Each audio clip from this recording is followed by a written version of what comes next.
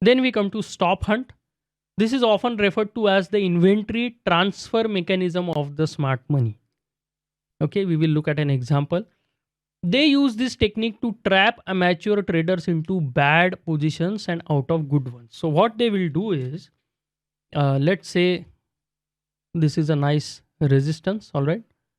Now what we know that limit sell orders will be placed here and here, and we also know that stop loss buy orders will be placed above this resistance. So prices come here, they go down, some limit selling happens, but they again come back. This time they cross and they trigger. As soon as they trigger, there will be a spike. Why? Because all these stop loss buy orders will get triggered one after another. This will be what we call a cascade effect or a domino effect. One after another, the orders will get triggered. One order gets triggered, strong buying comes in. That leads to triggering of the next order. Again, strong buying comes in, and this, cascading keeps happening, and you get a sharp spike in the markets. But when this is happening, you also have these limit sellers which have already enveloped all the possible buying activity that can happen. They have already put in their limit sell orders. And since their limit sell orders are here already in the markets, as soon as we hit that, and if no new business comes into the upside, this will immediately reverse back and go below this trigger price. All right. As soon as we go below the trigger price, it tells you that there is no new business to be done to the upside. It was just a stop hunt. What do smart money get by effecting this stop hunt? We will go and see an example of that. They will get a good chance to establish big positions within a narrow price range and in a short period of time.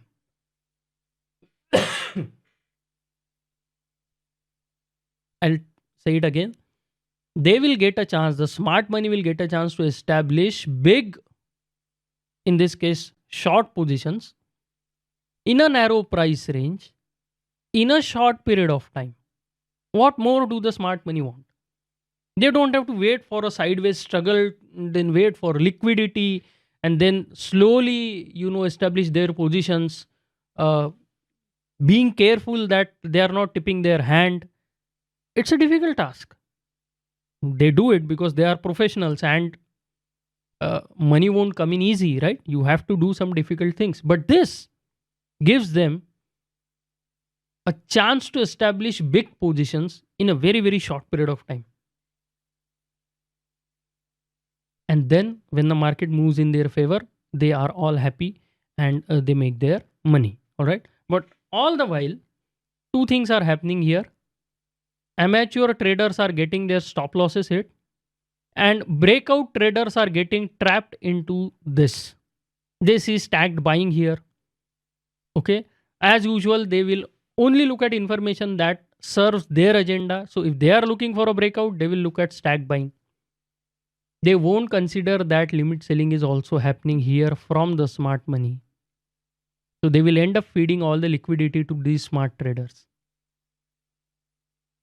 And then price reverses.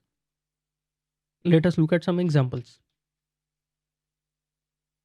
Yeah, this is what I wanted to show. Now, this is not one of the classic stop hunt examples, but it still gives you a clear idea. That is why I wanted to share this. Now, this was an important support. This was yesterday's VWAP.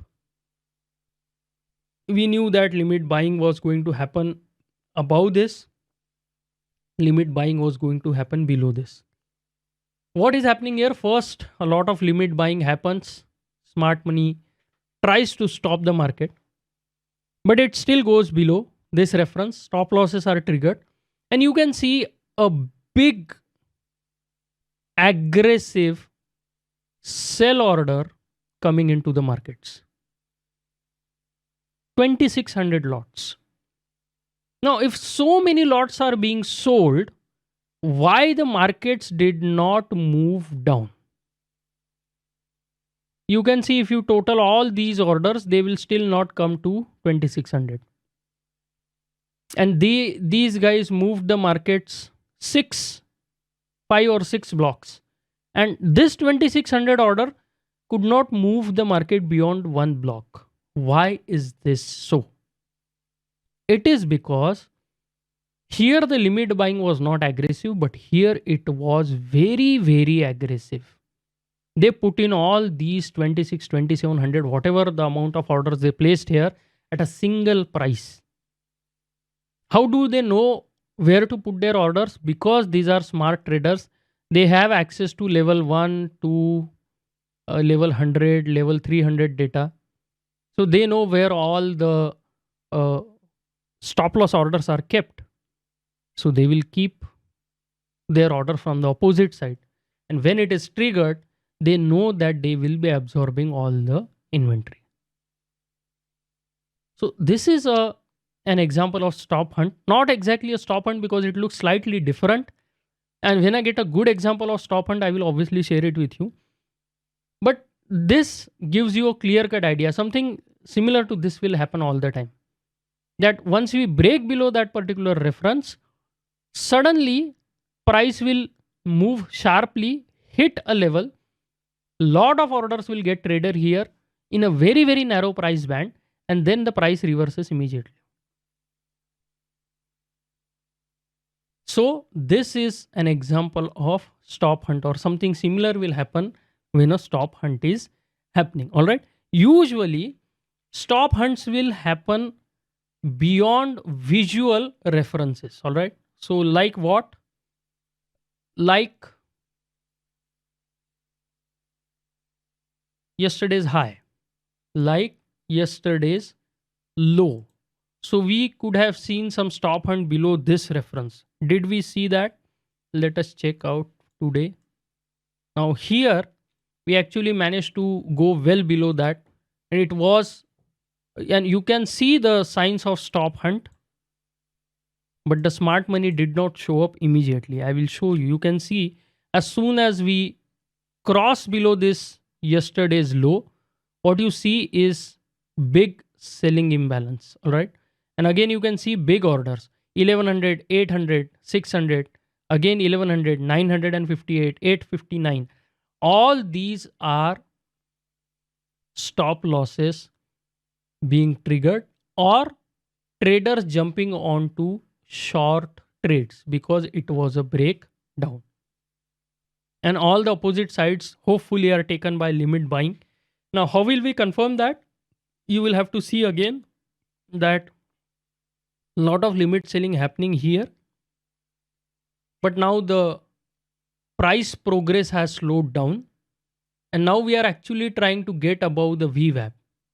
So if we go above the average price, what will we will understand is that the sellers will now be in trouble because we are crossing into a bullish zone. All right. And now if we get on this bar or the next bar a big jump in a cumulative delta, obviously we'll have to look at the 5-minute chart. So here that was a 15-minute chart, but let's say here on this bar or next bar we see a big jump towards the zero line, that will spook the sellers, and then it might lead to a short covering of all the laggard sellers who have come here. So we saw some stop hunt here, but we saw some continuation also. Now we have acceptance below this reference, but if sellers don't take control of this auction quickly and start marking the price down, they may actually give up the control because there is again some delta divergence happening. And if we see a jump here to the positive side on cumulative delta, that will put sellers under pressure. They will start questioning their rationale of being short. And once above the VWAP, if we stay above the VWAP, we can see some short covering. But if we don't manage to scale the VWAP, then it will be a negative sign for the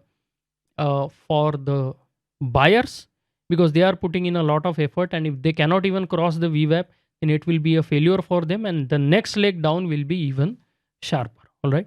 So that is how the market sets up when you get something like this happening on the charts. All right.